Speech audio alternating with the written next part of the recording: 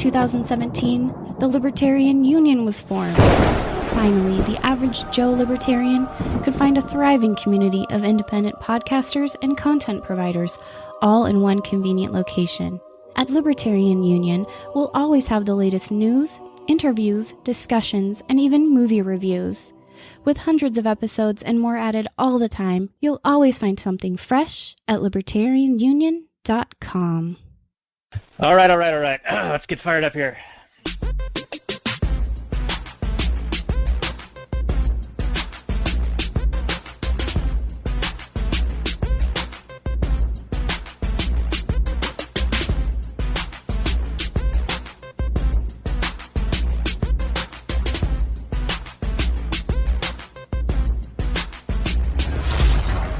Maximum freedom.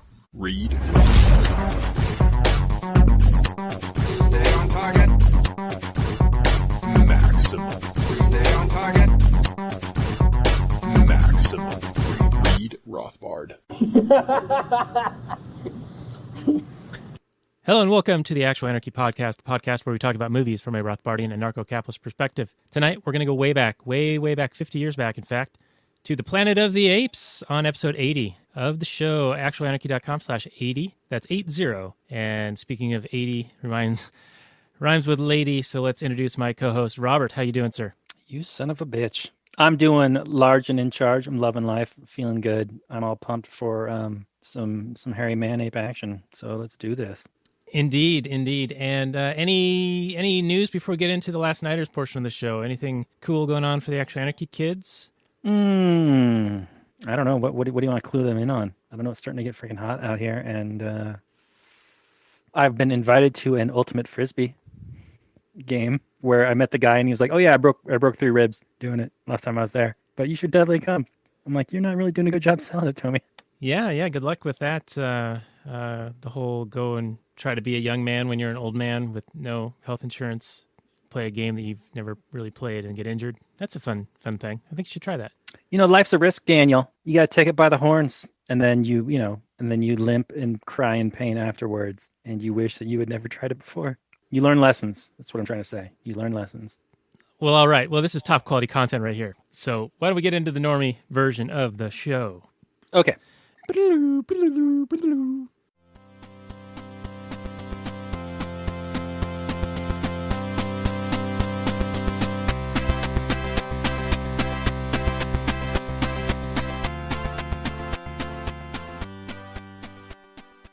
Hey everyone, it's Daniel and Robert, the Last Nighters, and we're going to talk about Planet of the Apes tonight. You can find the show notes more at lastnighters.com/23. And let's say hello to Robert for a moment before we get into the Google description and then start talking about Planet of the Apes. And I think we're going to mostly focus on the original from 50 years ago, but we're probably not going to go back to this well, so we can talk about any of the other ones in the series as well. But how you doing, Robert? And then we'll get into the show. Hey everybody, how's it going? Thanks for tuning in. Welcome to another episode. Yeah, I'm doing great. Let's get into this. So, is the audio good for you right now? Yeah, it's crisp and clear. So this is the best you've ever heard it, and you can hear all my mouth noises and all of that. Yesterday I was hearing a bunch of mouth noises. It was any like rustling you've done, but that was the first time. Okay, well, first time I've ever heard that. I'm trying to keep it cool. It almost sounds like you're some sort of an AI program. Oh, really? Yeah, because there's if you've ever had a phone call with one of those AIs, there's always a pause after you've asked them a question. And then there's like this canned response. That's oh, really? Literally how I talk. Yeah, it's exactly how you talk. And so since your voice is so crisp and clean right now, it's like I'm talking with Siri, a male version of Siri. What if I identify as a non-male Alexa version of Siri or Alexa? I'm going to call you Alex or Sir. Sir Alex. Perfect. Well, I'm glad that you asked that, Robert. The weather will be 68 degrees and sunny this evening. You should wear a light jacket to stay warm. Yeah. So there's a podcast that I listened to the other day on this Anchor.fm. And it's just to, scope out the competition, see what else is out there. And these guys are called Fast Food Film Friends. 4F. F, sort of like in Rudolph and Frosty's Christmas in July. The fourth firework fades on the 4th or something like that. Final firework fades on the 4th. That's it. Then the mystical powers of the amulet will no longer function, and Frosty will melt, and his whole family. Listen, man, I don't have kids, so I don't know. I don't get all your like. 4-year-old That's why I'm references. explaining it. Anyway, Okay. these guys have done 6 episodes, and what they do is they go to some local fast food place and get their latest, special, and then they eat it and talk about how good it is and what they think of it, and they talk about a movie. So there's all sorts of mouth noises in the beginning. Like the first 20 minutes is like them talking about, oh, this Chipotle, blah, blah, blah, extra spicy. Oh, there's extra tomatoes on yours. Oh, mine has like this 2 pickles instead of 3. Mouth noise, mouth noise, mouth noise. And then they start talking about a movie. Now, That sounds like a nightmare. it's half nightmare, half good. Like the guys are actually pretty funny. And I listened to their solo episode and it made me want to do a solo episode. And I don't mean just me, I mean the movie Solo. Have you seen Solo? No, but after having listened to them and you having seen it, I think that we could do it. Oh, I could definitely rant for quite a while about Solo. Although, unfortunately, I've seen quite a bit of Solo discussion, and I think a lot of my opinions line up with a lot of stuff that's already been said. But I'm sure we would come up with a few things that would be new and fresh. Well, it doesn't need to be like totally new to the world. It just needs to be our version, our take. Indeed. But yeah, the mouth noise thing, it's a little off-putting. But there are a shit ton of movie analysis shows. I will tell you this. That doesn't surprise me. But none of them are, like fucking motherfucking anarchists like us. So there's our niche. It's our niche for the 0.02% of people in the world. Yeah. That's all we need, baby. As long as every single one of them listens, we'll be all right. That's right.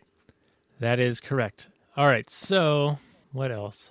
What are we going to do after this? Is it Incredibles time already? I think it comes out on what I sent you. I sent you a thing. It said like the 17th. Either that or Jurassic World. That's coming out also, I think, this week. Oh, no shit. Okay, well, we got to probably do them back to back then. June 15. And let me look up Jurassic World. Or whatever the new Jurassic Park is called. Jurassic Apocalypse. Now, this is with Star-Lord. Yeah. 21st. 21st. Okay, we got a little bit of time then. We can do Incredibles then, Jurassic Parks. Yeah. Oh, it says the 22nd, actually. So, what is it, midnight? Technically the 21st? I don't know, something like that. Anyway, yeah, so let's do Incredibles and then Jurassic World. Or should we do Jurassic Park, the OG, with Dr. Grant and all that? Well, the Jurassic Park original is going to be a better movie, but we could do the Jurassic World, which was not a very good movie. I mean, I could watch both, and then we could, similar to what we plan to do here, is mostly talk about one, but then make reference to the others.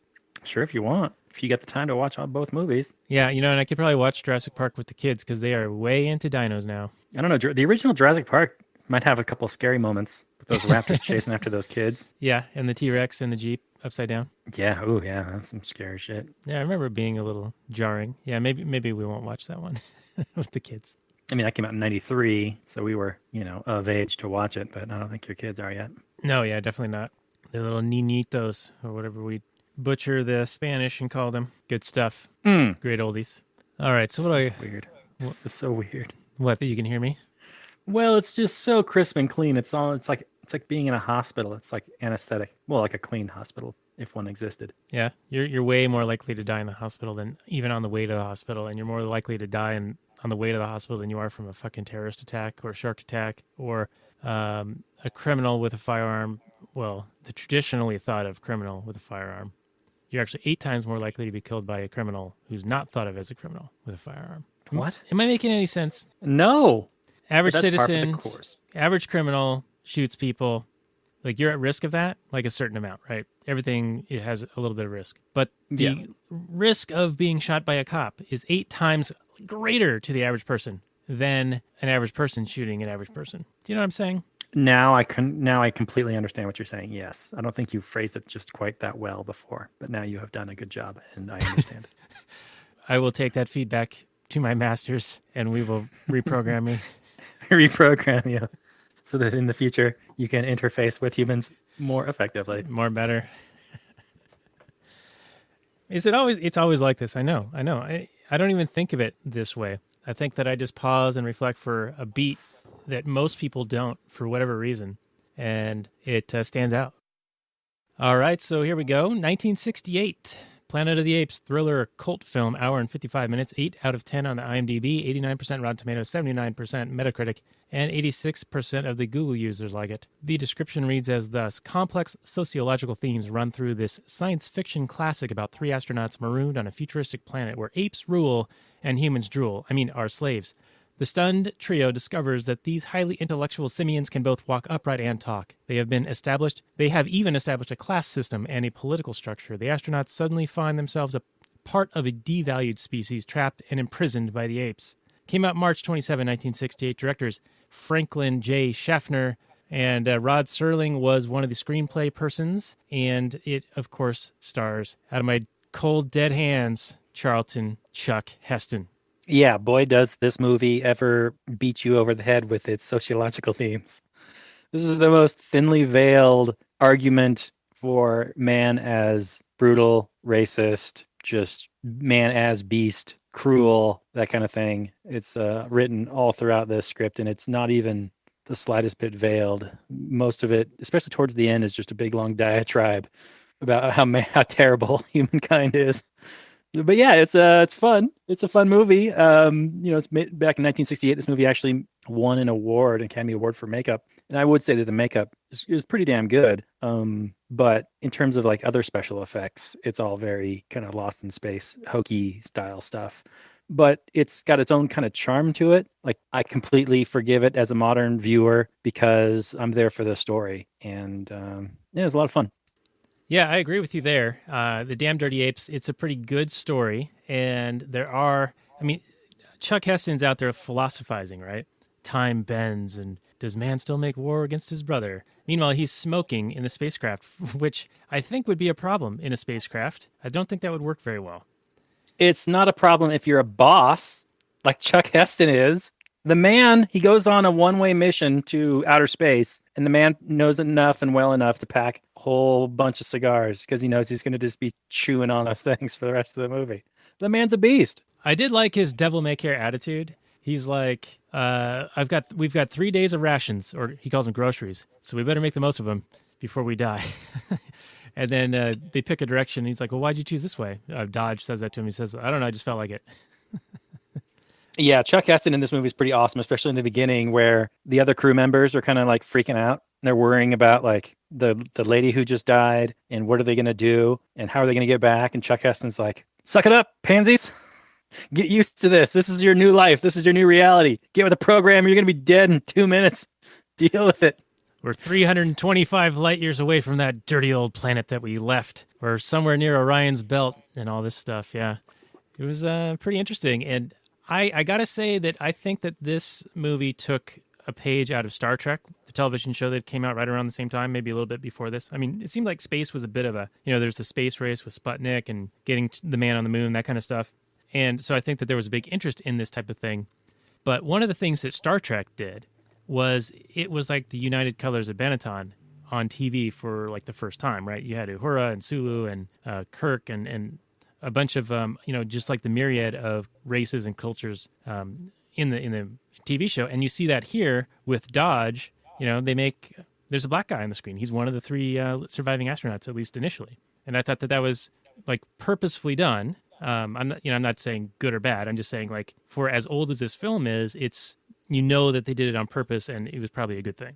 Am I saying that right? You know what I'm saying? You're trying to say words and I'm listening to the words that are coming out of your mouth. But yeah, I think I know what you're sort of saying. He didn't seem like a token character. It definitely seemed like Chuck Heston's story. But what I think is a little bit more fun and interesting is that their plan was to be like essentially colonizers on, some distant planet or whatever. And their entire plan was to have 1 woman and 3 men, and they were going to start a whole new race, right? So essentially they're setting up just like a gangbang.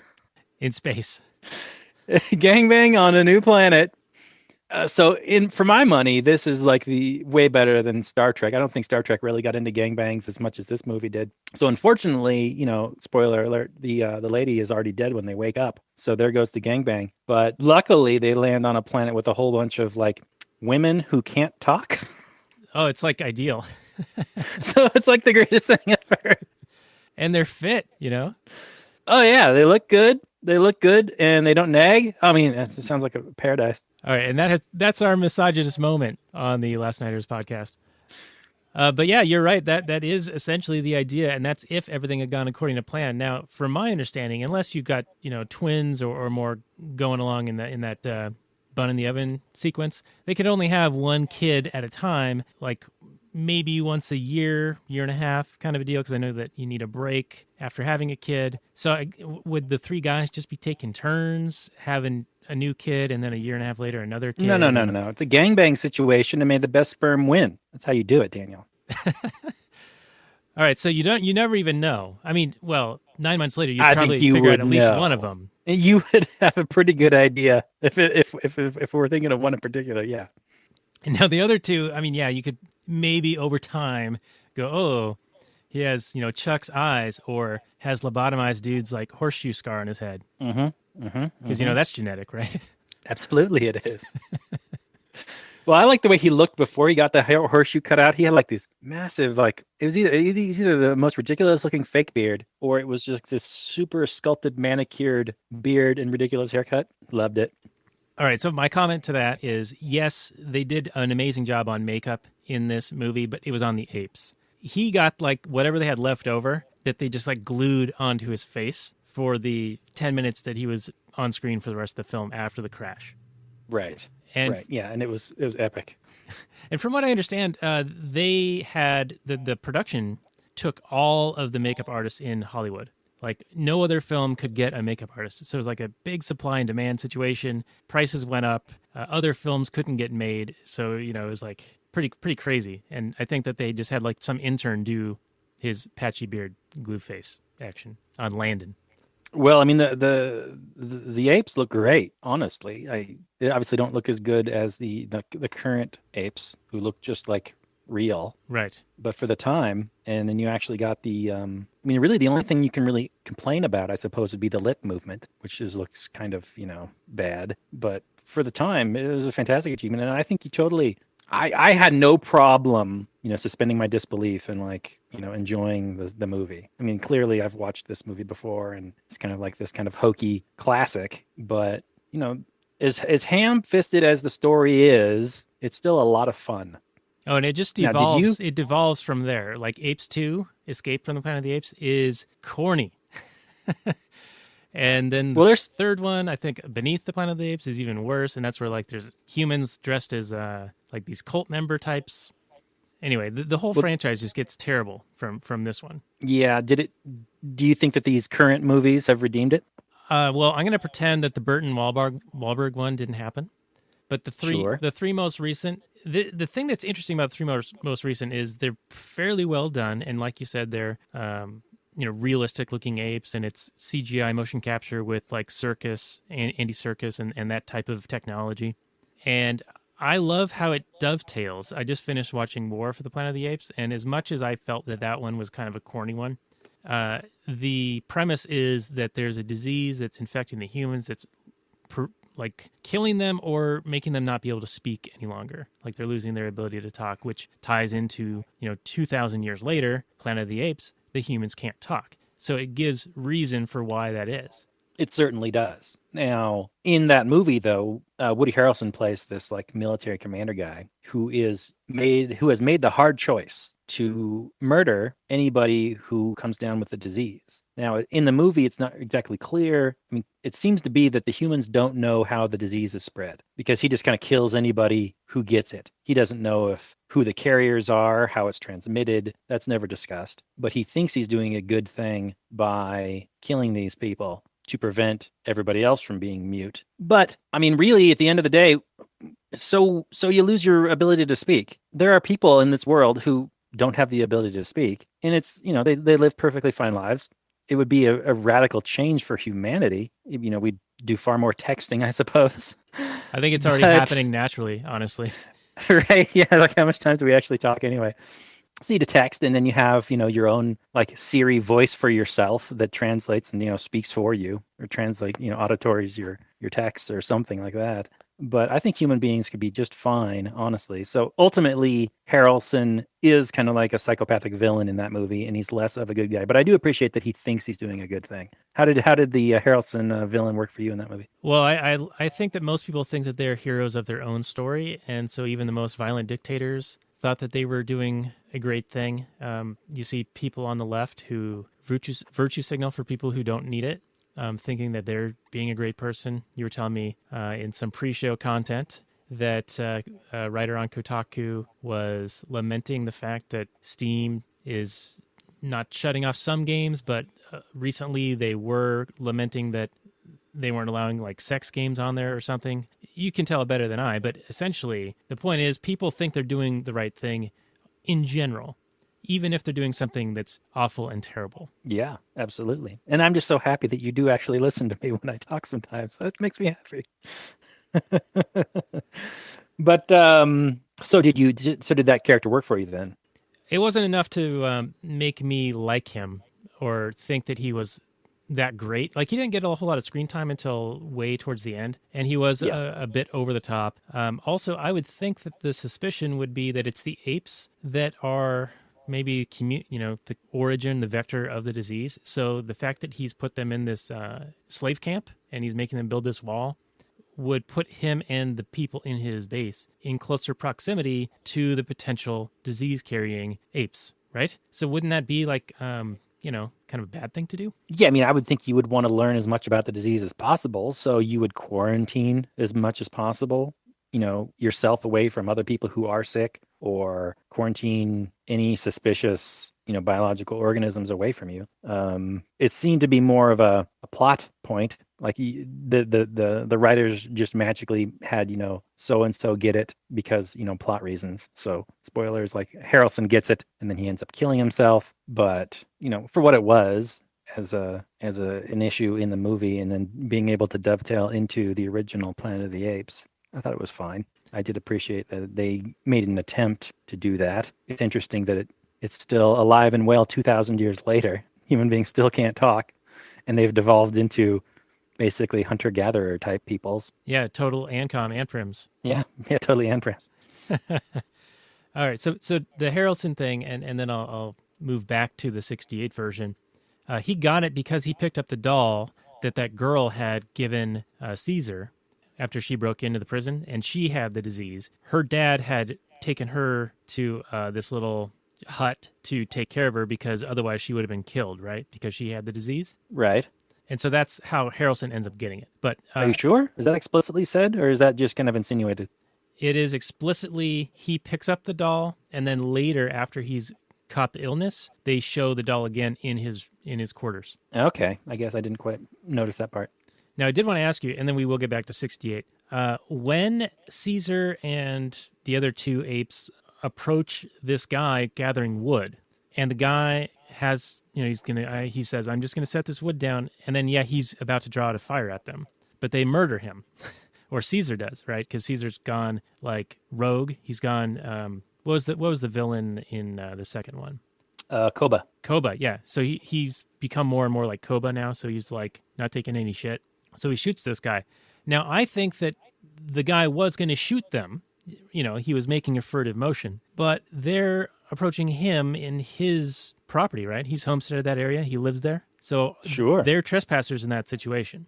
So I think he had every opportunity to, question them and be able to defend himself. But he ended up getting shot for it. So what are your thoughts on that? And then we'll go back to 68.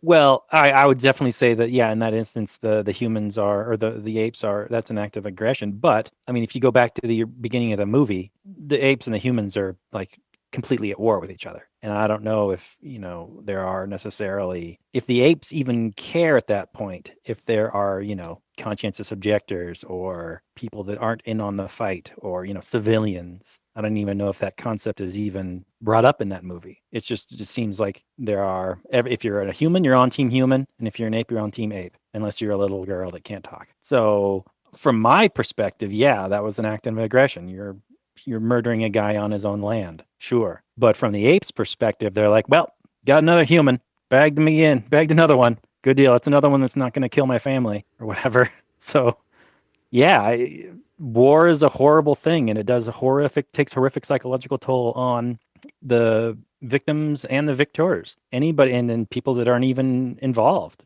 just want to stay out of it. Hey, I'm just alone in the woods, and here you are painting me with the enemy brush. So you're gonna make an excuse to murder me. It's just a messed up situation all the way around. Now, Caesar is shown as kind of like the peacemaker, especially in the second one. He's like, man, I don't want this. But Koba, does a false flag and starts the whole war. And even in the beginning of the third one, the War for the Planet of the Apes, doesn't Caesar in the beginning kind of like want to negotiate a truce? Is like, these people are going to let these people live. Go back to your general guy and say we want enough of this. Doesn't that happen? Like we're on the hill right after that initial battle at the beginning. Yes, yeah, he does send back a couple of survivors and offers peace. Yeah, so I don't know, man. It's a complex movie. I don't think there's anybody completely innocent in it. But if the apes are basically, kind of wanting to be left alone for the most part. And a lot of, I'm not exactly sure. Yeah, I'm just not exactly sure. Let's move on because I'll sit here and try and think about it.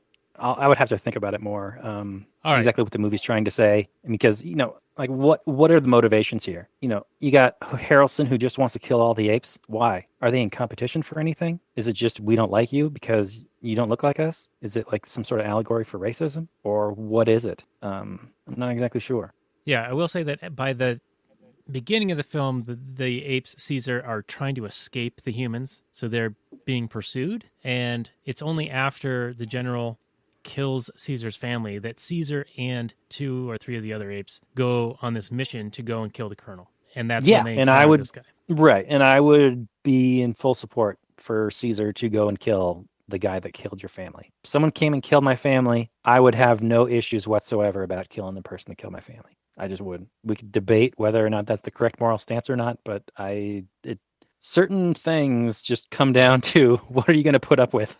And I don't put up with people murdering my friends and family. Just don't. All right, so that was War for the Planet of the Apes. Let's go back to the original that started it all. And I want to ask, with the whole philosophizing in the spacecraft time bends, does man still make war on his brother, the whole Heston stuff, he says something about the future, like they've ended up in the future. And I'm just curious if you think that he meant it's the future, as in linear, like they're just 2,000 years ahead, or is it like parallel futures and they've crossed into another stream, so it's just a possible future? Like when the computer tells them that it's 3968?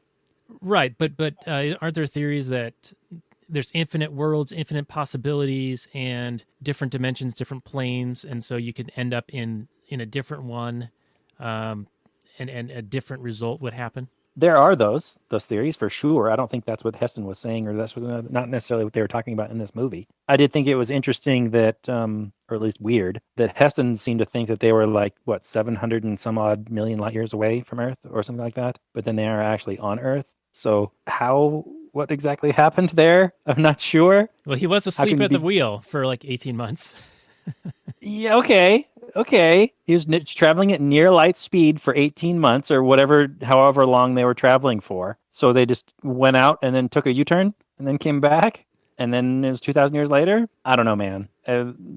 But it's fine. I don't care. Ultimately, it doesn't matter. You're just trying to tell a story, and it's all an allegory about man's inhumanity to man. And that's fine. What did you think about, because it gets pretty heavy-handed almost right off the bat as soon as Heston wakes up and he's captured, and then he wakes up in the scientist lab. And there's all of these discussions about how man is just a beast, and they're basically just unthinking. They have a cunning, but they're just mimics. They're just mimicking, apes when they're trying to show that they can talk and that sort of thing. And it just reminded me of, essentially human arguments about how apes are not sentient because they can just mimic. They can just learn. How birds are not sentient because they just mimic. All throughout time, scientists and other, religious scholars and that sort of thing have kind of poo-pooed the idea that anything but humanity is sentient. Or that, even if you go back to like religious like origins and the Bible and that sort of thing, saying that, life only exists on Earth, when it's kind of funny that just today NASA came out and said they found life on Mars, which is interesting. So yeah, and to that life being found point, I thought it was kind of funny in the 68 that they're trudging through the desert, and as soon as they see this tiny little plant, they're like, oh my goodness, life. And then a few minutes later, there's plants everywhere, and it's like not a big deal anymore.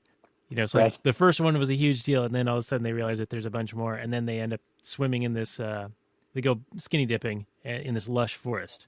So Right, it they quickly do. lost its value because there was tons of it everywhere. Right. Scarcity. So yeah, you can make an economic value scale argument there.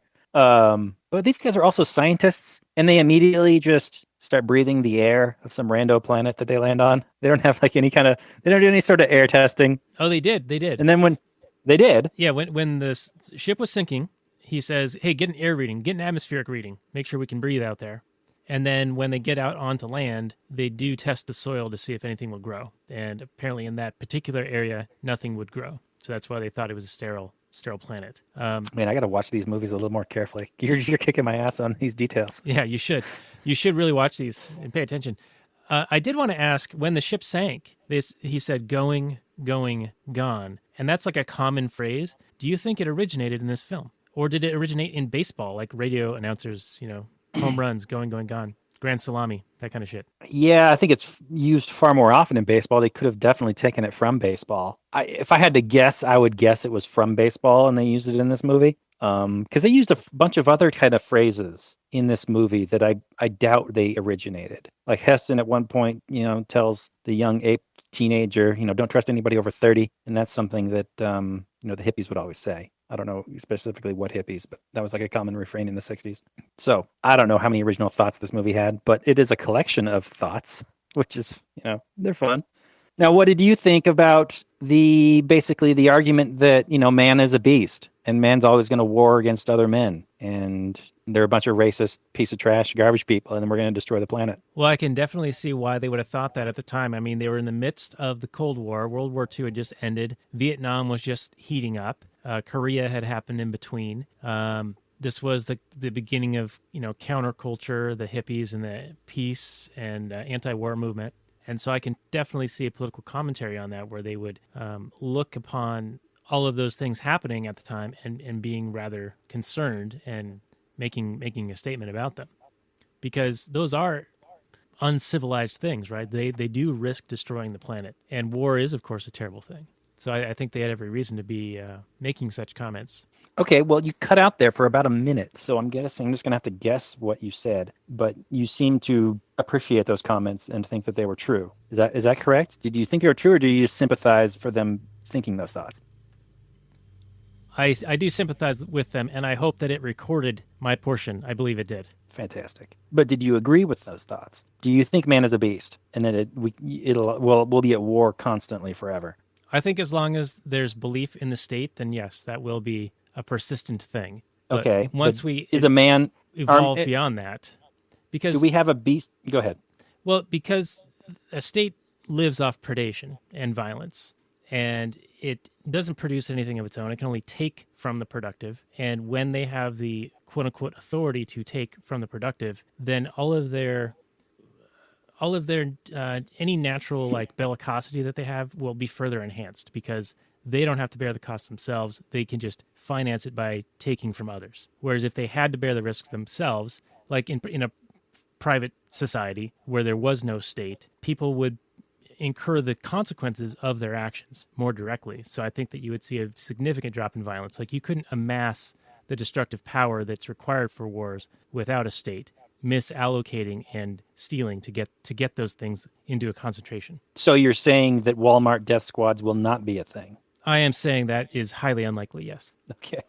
Well, it reminds me of the whole, if men are angels, then you wouldn't need a government because you wouldn't need anyone to rule over anybody else because everybody would be just doing the best thing possible at all times. And if men are devils, then you couldn't possibly have a government because the people would just use government as an evil organization to rule and lord over other people. And if men are a combination of good angels and bad devils, then you definitely can't have a government because the devils would just rule and dominate over the good people. So I thought it was interesting in the movie that there was kind of a class system and there was definitely a state, and how the state, even in these apes, was hiding knowledge, hiding the truth from the rank and file citizens. And there was like all kinds of glorifications of the past, and like there's like a religion, like a state religion it had pretty much all the trappings of current modern day governments just recycled.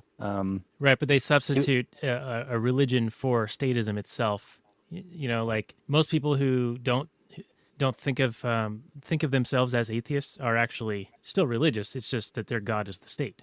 But in Certainly. Planet of the Apes '68, it's like this weird hybrid combination of they're a state, they're a religion, and they're also in charge of the scientific inquiry. And Dr. Zaius is like this combination of the three, right? He apparently is the supreme decider of these things. He's also the chief science officer, and he's also very highly up in the religious aspect. And he's the one hiding knowledge. And I think that he believed that he was doing it for the good of the ape civilization.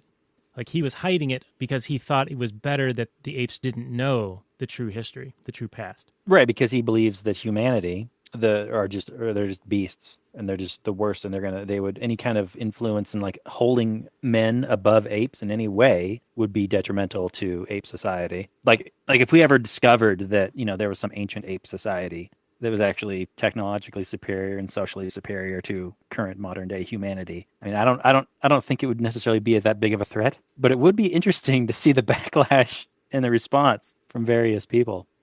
I don't think it would be in danger. I don't think it would be, like finding out that there's life on Mars. It's like people would go, huh, okay, interesting, and get on with their life. I don't think it's going to cause anybody to freak out. I mean, unless finding out bees started talking, then we'd freak out. I mean, that's essentially what this is. Bee movie, which we did a few weeks ago.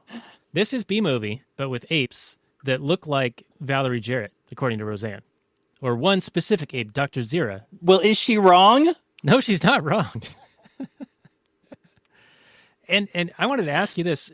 Is it really racist? I don't think it truly is, because she's talking about one individual person who I don't even think is black, who literally looks like a character from this movie. Like saying that one thing uncanny. Looks like another thing is not a harmful comment to make, in my view. Now, I think it's funny that the lefty reaction to this is that Roseanne was saying that all black people look like monkeys. I saw multiple times where instead of saying this woman's name, they instead inserted people and said, black people. That Roseanne said that black people look like monkeys from Planet of the Apes, which is clearly not what she said. But even if she did, why does anybody care? This outrage culture seems like a super counterproductive thing. Like, just don't give them your time or your energy. If you think she's a racist or whatever, then ignore her. But it's these. It seems to be like have a lot of power.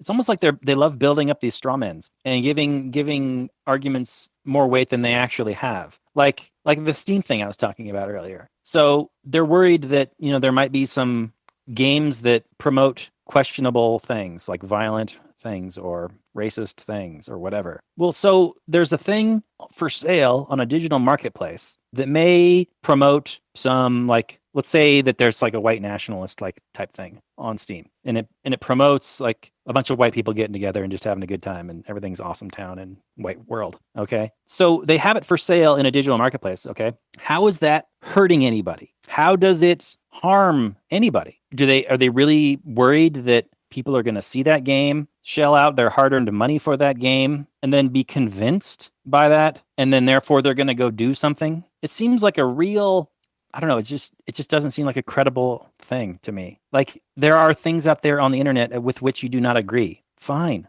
And there's always going to be that thing. Are you really worried that those arguments are so undefeatable that you have to like violently oppose them? I don't know. Am I making any sense? Vaguely. You generally do.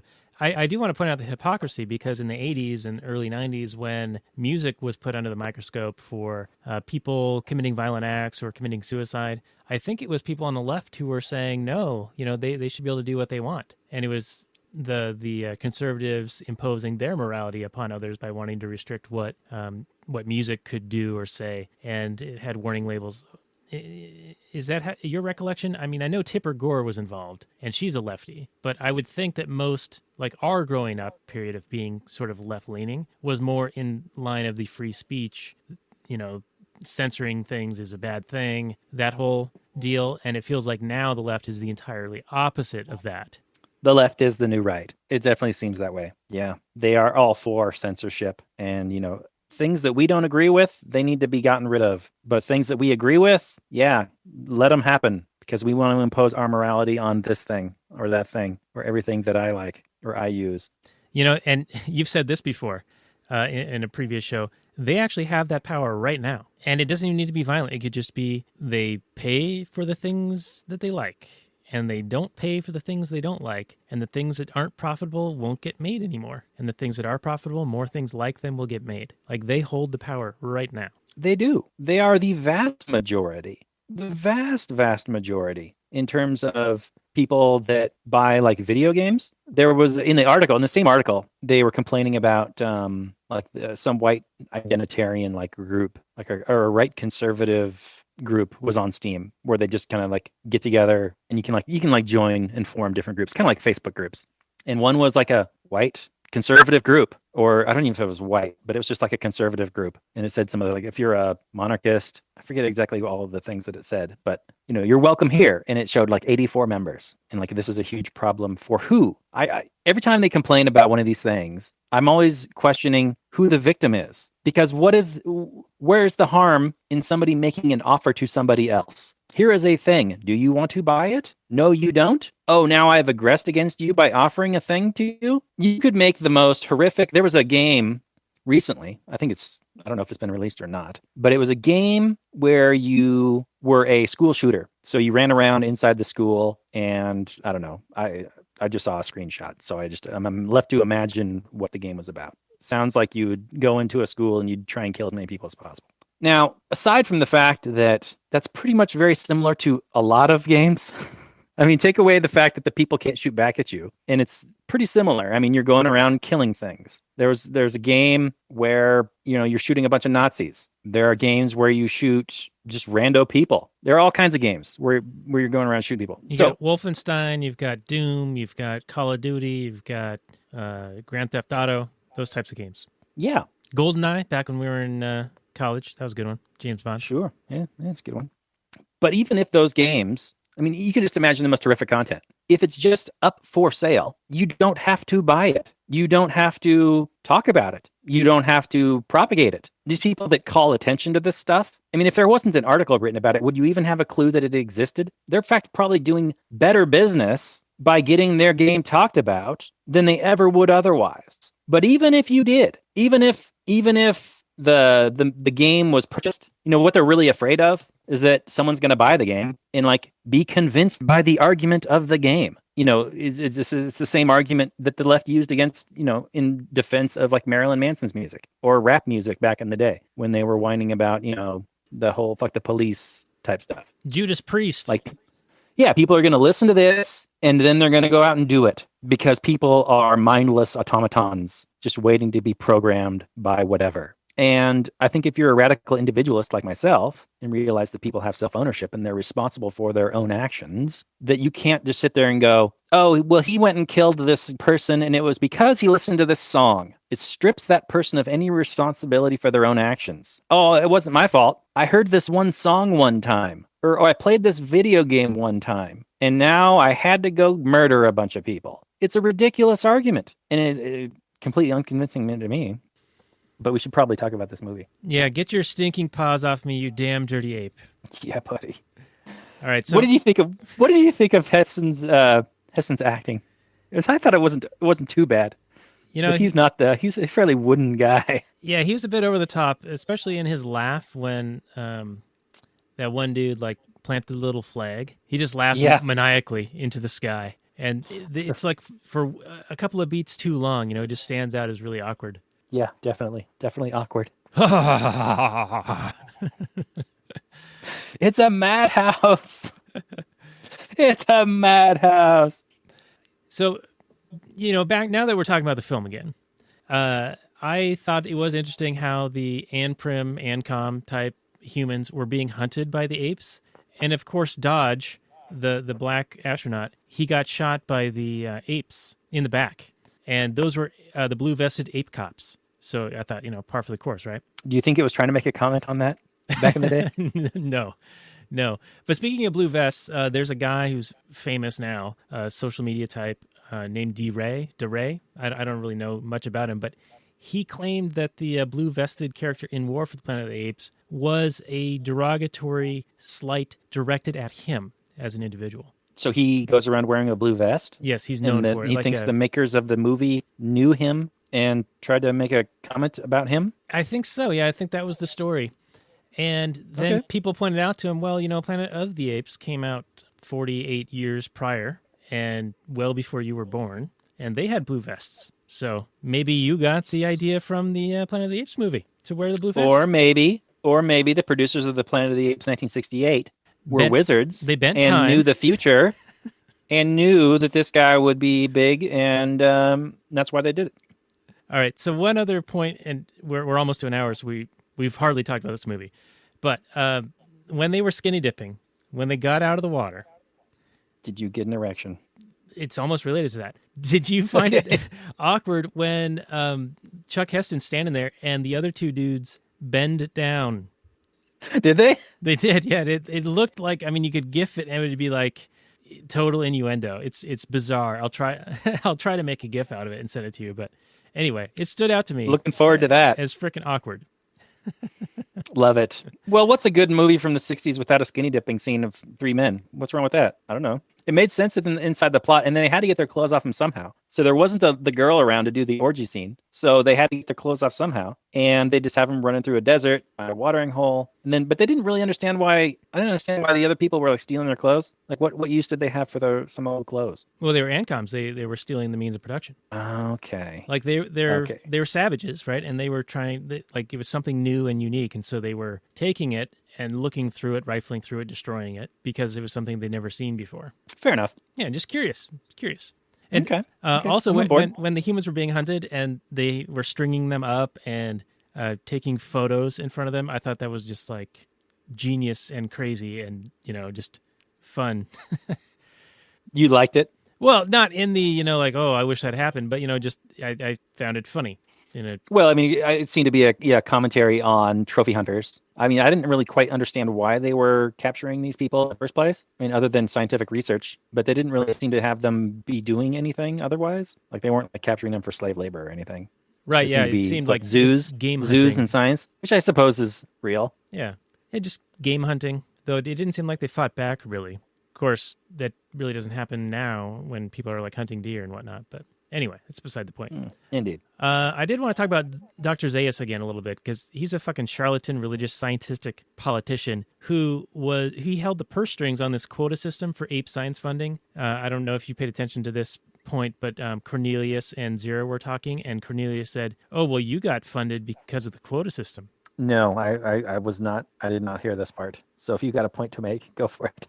Well, it's just when the state is so involved and also religion is so involved in this society, the ape society, then it is a favor system and quotas need to be made and met. You know what I'm saying? So it's like it gets in the way of how science would actually progress in a natural way, where there would be risk being taken by entrepreneurs putting funds towards something, investigating something, creating something new, learning something. It totally destroys that connection when you have these sort of involuntary funding methods, if you will. I do will.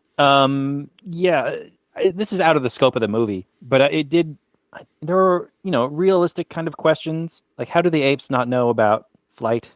What is the economy in this world? What does get made? Where does it get made? I got questions, man. I think the later movies do a little bit better job on that. But for the scope of the movie, I really can't fault it too much because it was just a fun time, except for the whole heavy-handed, like, socio-political commentary.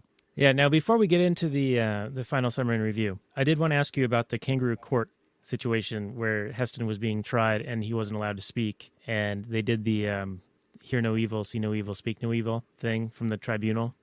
And apparently that was ad-libbed on the day. They didn't plan that. They did it, and it made the cut. And I think that it was like one of the standout moments because the kangaroo court was totally a railroading. They weren't actually seeking justice. They were just seeking to ceremonize. How am I saying this right? They were seeking to follow a certain ceremony to fulfill some obligations, make sure certain steps were taken to get the outcome, the verdict that they desired. Like, it was not a In fair other words, trial. it's a kangaroo court, like you said. Well, yeah. I'm just over-explaining it and butchering words in the process. Sure, absolutely. I did appreciate that, Heston was a man, and therefore he had no rights in ape court. I think that would be appropriate. I don't think a monkey or an ape or a baboon or an orangutan or anything like that would have rights Or a in a bee. human court. Or a bee. Well, now, if the bee could talk, then I would want. I'm on record, ban, saying that once I've got the documents.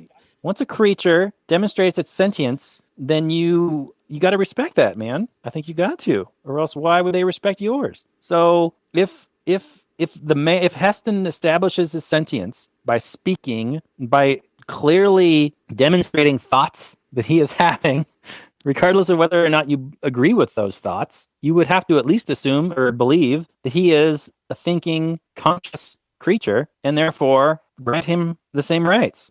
And by grant, just respect. Like, they don't bestow them. Right. They just exist Right. and they recognize them. But yeah, Correct. he would, by demonstrating his ability to rationally think and express himself, he would establish that he has natural rights that should be respected by others. Right, and we talked about this in the bee episode, where if bees started talking tomorrow, like as of today, if you crush a bee, nobody cares, and nobody should care. But if tomorrow, after they've established that they can talk and they can think and speak and they're rational creatures that are conscious and sentient, if you crush a bee, you basically just committed murder.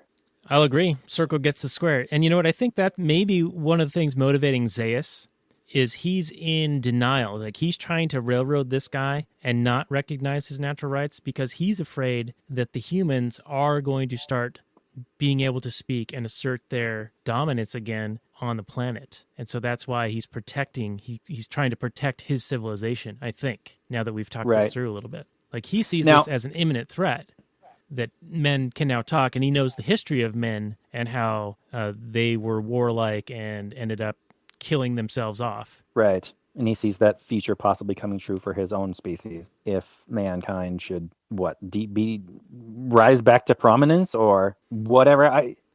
I'm not exactly clear exactly what Zaius has in his mind of what the threat exactly is, or if it's a culture that is so fragile that the slightest bit of new information sends it into a tailspin. Yeah, he definitely was the Oz behind the curtain.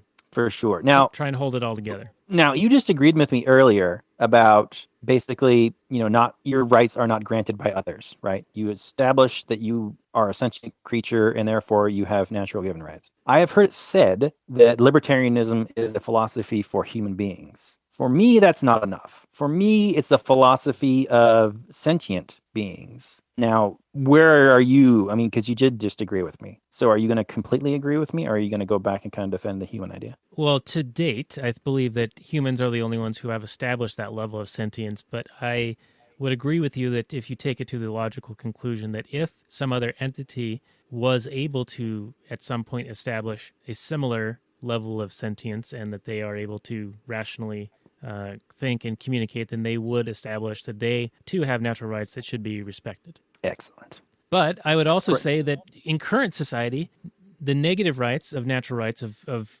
people respecting others' negative rights is trampled on constantly, and that is in normal society.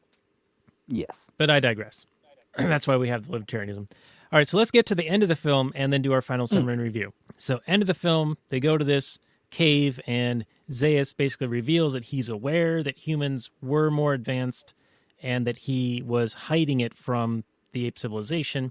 And then he allows Chuck Heston and Notaki Hadi to escape along the beach to where they discover that they are not, in fact, 320 million or 320 light years from Earth on the third star from the belt of Orion. They are, in fact, on Earth when they see the Statue of Liberty. Indeed, big reveal. Classically spoofed in Spaceballs. There's some interesting things that happen at the end of the movie. You've got these kind of true believer scientist people who still think Zaius isn't a lost cause, who think that if they can just convince him that there was a human civilization in the past, that all their ideas would be vindicated and they wouldn't be tried for heresy and all this. It's the classic, like, appealing to authority. Like, if I can just convince this other person that I'm granting this authority over me, It's really putting your fate in the hands of others, and it really annoys me that so many people do this. I mean, it's a realistic, pragmatic move. The world we live in, there are these people called judges or politicians or whatever who have the power. But for me, I'm like, well, all your power is predicated on violence, and it's completely horseshit. So why would I give a shit trying to convince you to hopefully change your mind to maybe be nicer to me? It's seems like a waste of time. And of course, Zaius knew all along, and he tries them for heresy anyway, and all of their efforts go to naught. So hopefully they learned their lesson there. Probably not, but hopefully they do. So I suppose it's a pretty decent lesson at the end of the movie there. And then, of course, it is Earth. And it's strange that the Statue of Liberty, which is like made out of copper, and copper actually degrades fairly quickly in geologic terms. So the idea that the Statue of Liberty would still exist and nothing else would is kind of funny. But, for iconic purposes, it's a good enough choice. It's certainly stuck in the culture, in the universal mind of man. But I don't know. Was it a big reveal at the end? It seemed to me like it was kind of telegraphing the ending the entire time. Like, yeah, there was mankind before. So how would there be man on this distant planet and apes on this distant planet?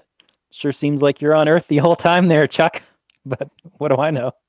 I mean, I grew up, having already known the ending before I saw it for the very first time, and of course, this wasn't even the first time I saw it. So, do you think, Daniel, would this ending have like blown away the minds of like an audience in 1968, or did you think that it was like telegraphed the whole time? I think that you would suspend the disbelief and be able to believe that they were on another planet. I mean, you're told they're on another planet, right? You're told that they're 320 light years away. And if that's the premise of the story, then until they reveal it at the end, you would likely believe it, I think. So, yeah. So in your mind, then, how did human beings get to this distant planet? And how did apes get to this distant planet? Because those are two species that are pretty unique to Earth. Well, I mean, we're really running out of time here, but because it was in the story that they were 320 light years away and that there were other life forms there that just happened to be human and apes, I think that that's believable enough. I mean, you see it, we referenced Star Trek earlier. There's many humanoid alien species in Star Trek. And who knows, out of the infinite expanse of the universe, what other civilizations might exist. And when time bends, Robert, bends, and there's, interdimensional planes and interstellar, and you're in a bookshelf and all that stuff. Oh, right, interstellar, sure. And flippy floppy robots. That's right. That's right. With the bookshelf. We're bringing it all together. I forgot about the bookshelf. Okay, you're right. You're absolutely right. Humans are extra fifth dimensional organisms and can pass through time and space at any given time. So sure. Okay, right. You win. So back to the point on Zaius, you mentioned appeal to authority, and I think maybe you meant to say it slightly differently, because an appeal to authority is to refer to someone who said something about something and take it because of who they are or whatever credentials they have. I think you were saying appealing to him because he was an authority figure to them. Like they were trying to gain his favor and they were trying to use rational arguments and logic, but he was strongly invested in ignoring any logical argument so long as it supported, the ignoring it would support his continued ability to be in a position of authority. Right? Like it's similar to the argument or the quip that when you're debating somebody, you can't ever expect them to see the facts and the point that you're making if their paycheck depends on them not seeing it. Right. Which is like going into a court these days and arguing against the legitimacy of that court. They're not going to just go, oh yeah, I guess my whole life is predicated on bullshit. I'm sorry. Everyone's free to go. This is not going to happen. I might still do it. But yeah, it's anyway. Let's wrap this up. All right. Well, I do have one quote. It's Ludwig von Mises that's sort of related to this, and he said, "No one should expect that any logical argument or any experience could ever shake the almost religious fervor of those who believe in salvation through spending and credit expansion." So the last part doesn't really tie in, but the first part does. Okay. Yeah, the last part not so much.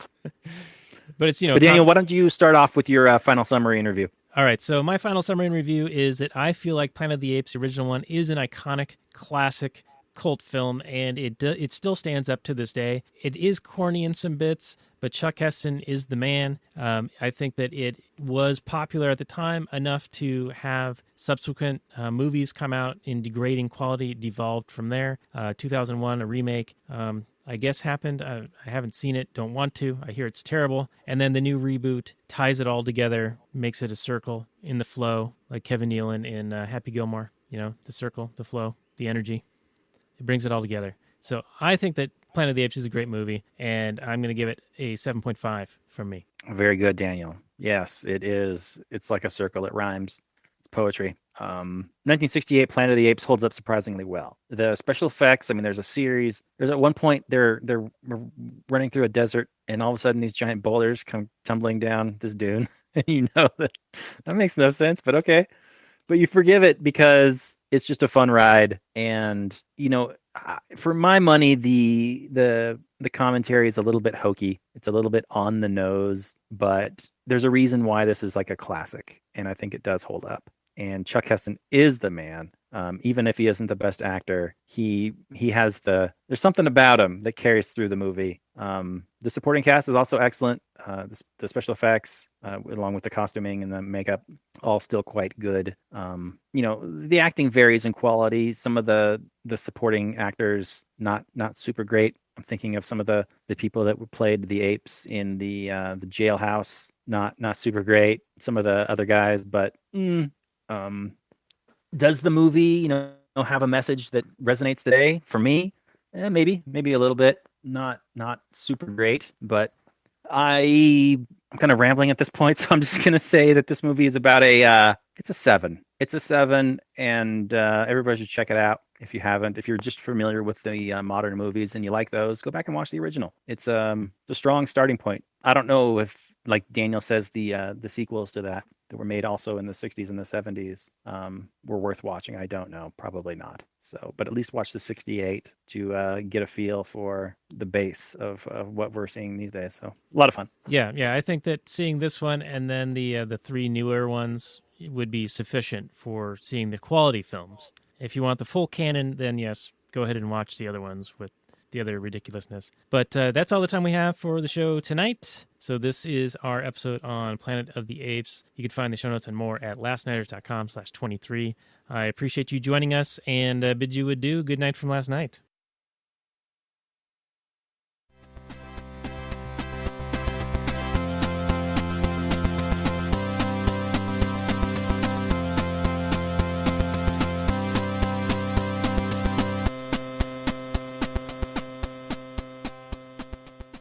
All right, continuing the transmission a little bit on Actual Anarchy podcast, episode 80. Robert, I wanted to mention that we talked about the Valerie Jarrett, Roseanne kerfuffle a little bit.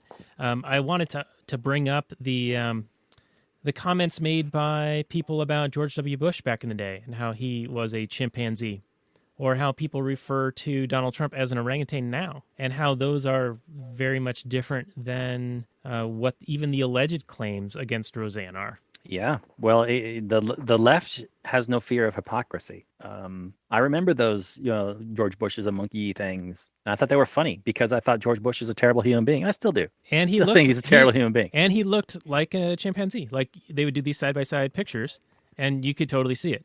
Similar with the Valerie Jarrett thing and Dr. Zira. Sure. So to me, it's like almost the same thing. Yeah, and I don't think that, for me, these people like the president, they're people who are violently dominating millions of people and murdering people, thousands, millions of people. So the idea that they would be above ridicule for almost any reason is kind of laughable. Like I'm not allowed to make fun of somebody who is a terrible human being because they're murdering a bunch of people. Yeah, I just don't buy it. The Roseanne thing, it was kind of surprising that it happened so quickly. Like she tweeted something out and then just a few hours later she was canceled. I don't particularly think. I think the left is far too oversensitive, or at least the loony left. We're making these broad generalizations. Yeah, broad brush. But they're it's vocal. broad brush. They're vocal, and they demand something be done, and oftentimes they get what they want. Right. Yes. Very much that, what you just said. So the idea that if you are going to be a successful human being, you have to kind of kowtow and apologize and beg and scrape and constantly virtue signal that you're a good human being in order to get like treats and from these people is really kind of disgusting, which is why I always say never apologize. Defend yourself. Now, if you it really was an accident and you didn't mean to do a thing and you want to say, oops, didn't mean to do that, sorry, fine. But man, if I had tweeted that out, I would stand up for myself and say, yeah, aren't I right? It's uncanny. It's uncanny. It looks just like it.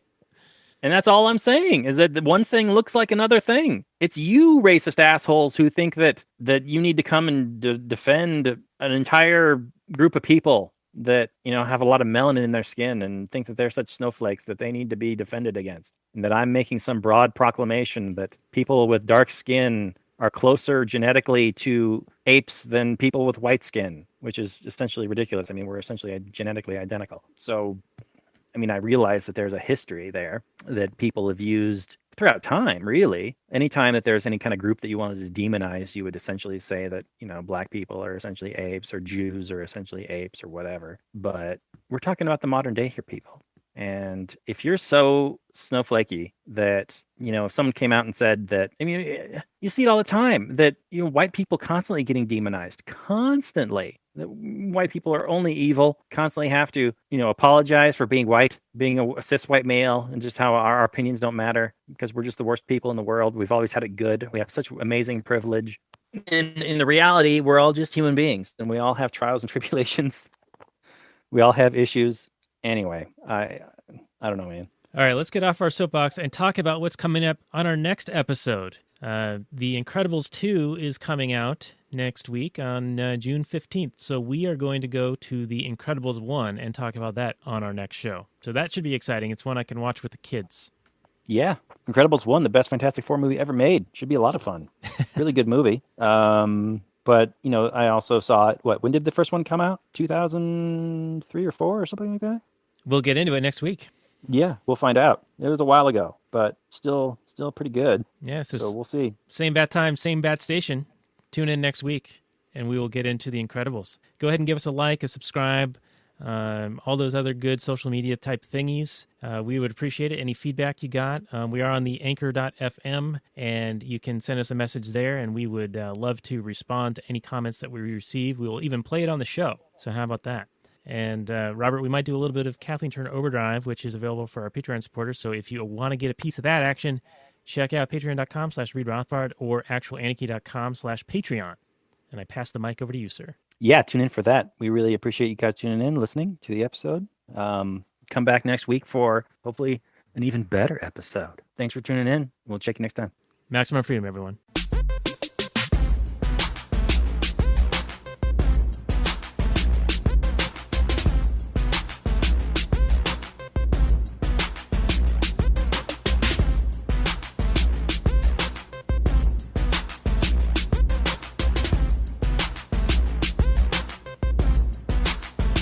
The Chipmunks. CHIPMUNK. We're the Chipmunks. Guaranteed to brighten your day. Do do do do do do do do do do do.